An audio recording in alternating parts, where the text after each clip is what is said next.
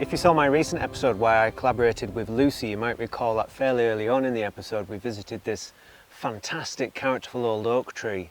It really is quite something else. And in the episode I noticed the face of a fish which appeared to be about to swallow Lucy's head. And after filming we noticed a completely different face. So moving slightly further on to the right here, looking up at the tree is the most fantastic face. It's just this kind of wobbly gummy mouth where there's this hollowing in the trunk. So because the tree is so old, hundreds of years old, we have some hollowing of this big bendy almost melted branch here, which has created this opening which looks like a mouth. And then the nature of the bark further up looks like there's two eyes as well, where we're getting some shadow being cast in a couple of indentations. At some point they'll probably rot through as well and create a couple of open eye spaces there. But yeah, it's wonderful. Lucy was talking about some of the ecological value in trees that are this old, but certainly from an aesthetic point of view and a photography point of view, they're just the most wonderful things to photograph. And when you see faces like this, it kind of conjures up these thoughts of these mythical ents again coming to life when nobody's around. So I've come back today to try and make a photograph, at least practice a composition as a minimum anyway. The trouble is we've got a lot of sunlight at the minute, a lot more sunlight than I expected, so it's casting a lot of shadows and it looks a bit too complex in a minute in terms of light and shade. So hopefully we'll get some softer light and yeah, see if we can make something work. But it's really quite a strange phenomenon being able to see faces in everyday objects, and particularly fascinating when it's trees. Seeing recognisable objects and patterns which don't actually exist is apparently called pareidolia, or in this instance specifically facial pareidolia. Apparently in the past it was once considered a sign of psychosis, but certainly these days is accepted as a perfectly normal tendency. And I also heard that people who are in a negative mood are more likely to experience pareidolia, which I guess that might explain why I feel as if I've made some of my best images when I've been a bit miserable, but there you go. Right, let's set up a composition here and I'll explain what I'm thinking. You're probably not used to seeing me crouch down so low to make photographs, but I think in this instance it's absolutely necessary because I want to give some presence and dominance to this face, so by having it peer down at us it makes it feel a bit more imposing. But there's some other advantages to this angle too.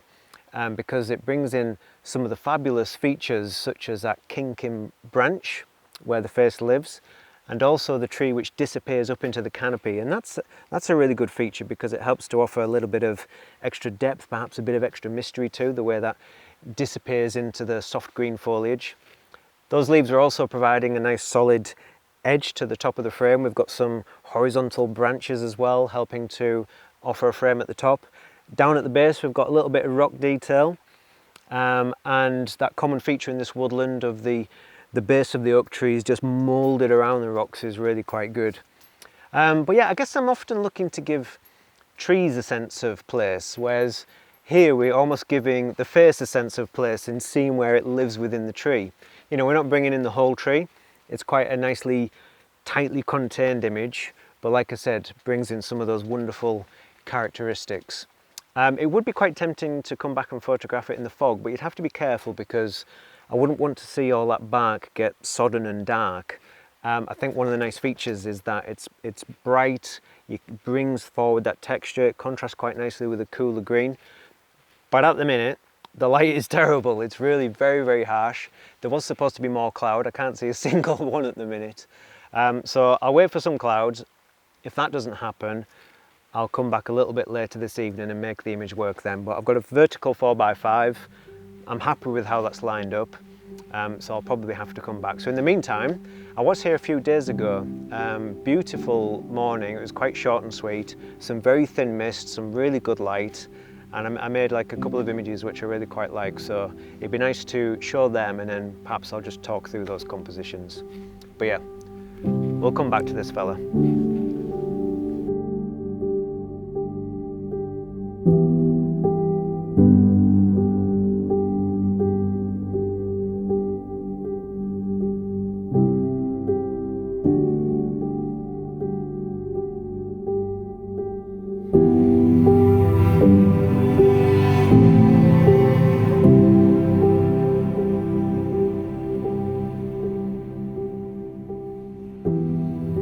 This is an image I made a couple of years ago in a different local woodland called Forest Bathing.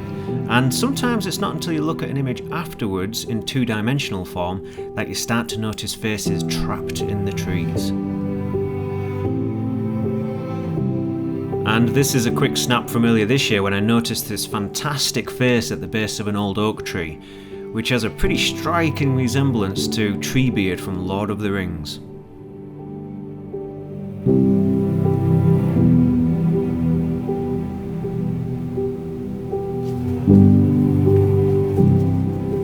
So as you can see, the strong light is still playing havoc with the woodland behind me, this complex mess that you can see. But that's quite interesting because we get to compare this to how things looked on Sunday morning when the light was softer, things were a little bit more ethereal and easier to digest and deal with. But yes, it's the same tree again. Like I've said in the past, I like to kind of treat some of my favourite trees as little mini projects. I mean, you can tell the story of a tree with a single image, but you can build up a more kind of compelling, deeper and engaging story with a series of images that fit together cohesively. And I felt as if I made a good start on Sunday. We can't see the face of the tree, the little wobbly gummy face from this angle, but we do start to get a sense of some of the branches which sprawl out from the bottom and then start to reach up vertically. Not all of them, that will come in a different image, that I think. But some of the other features that I quite like is there's a little recession of birch trees at the back. That just disappears into the sky, and on Sunday that was very bright, a little bit misty, almost pure white. And I know in the past I used to always try to protect the highlights, but I don't care if some of them blow now because that's just how it is, you know, that's kind of how it looks in person, and it almost kind of helps to maintain that ethereal quality. Some of the other things that I enjoyed was as you start to kind of draw your eyes around the scene, you can pick out some framing from the oak branches, but also framing from the oak foliage. So that starts to create a window through to the brighter area at the back. So that's a vanishing point, if you like. The bracken, as much as I curse it, is much more easy, much more manageable once we get into the thicker woodland under the canopy, because it's not as dense, it's a little bit lower, offers some nice structure and texture to the base of the image, being very careful as to how the leaves finish off at the base. And then that starts to thin out at the base of the tree. So we get a sense of some of those mossy boulders, which are another really nice feature. So yeah, as I start to draw my eyes around and then pick out some of these framing elements, I could see that it was a square image, so that's what I went for. Yeah, see what you make of the end result. Now I think what I'd quite like to do now is head down to the stream, show you an image there, which again had those very bright, ethereal, misty light coming in from the hillside. So yeah, let's go and have a look at that.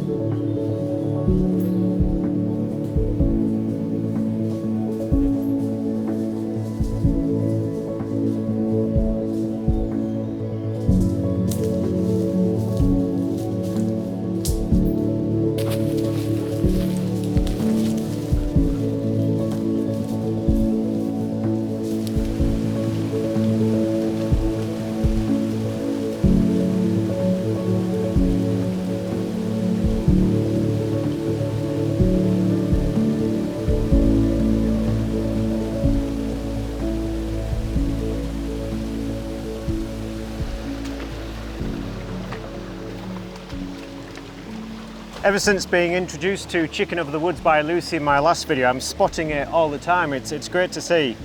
I don't think I'm foraging today though. I'll just admire it.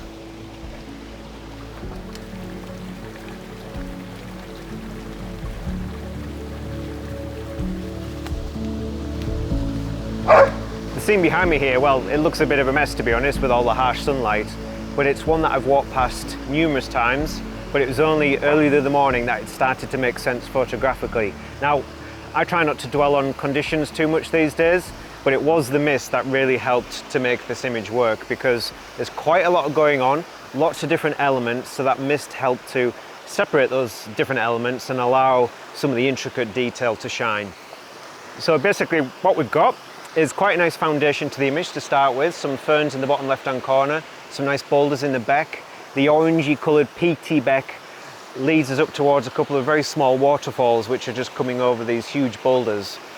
And then beyond that we have some oak trees, nicely separated. A nice one with some character and form just off centre, encouraging the eye to travel up the hillside. And then they just disappear off into the sky. I mean, you couldn't see the horizon, it was lost in the mist. But coming over the hill was the sun just trying to break through the mist. There wasn't any rays. But it just offered this beautiful, serene, tranquil, warm glow to the mist. And the added benefit of that is that it backlit some of the leaves. So you just get this lovely, ethereal, soft, intricate quality, and it allowed some of the yellow, warmer tones to come through on the leaves rather than just the green. Over on the left-hand side, we've got an alder tree, and infused into that is a rowan tree. I love rowan trees, beautiful, delicate leaves.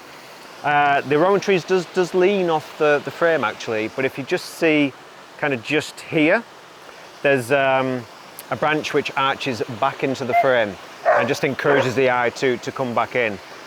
Lovely canopy of oak leaves in the background, contrasting rowan leaves in the foreground.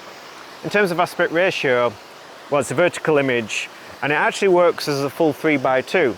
Not typically an aspect ratio that I like for vertical images. I find it a bit tall, but it certainly emphasizes the slender nature of the older trees starting from the base of the image and then disappearing off the top.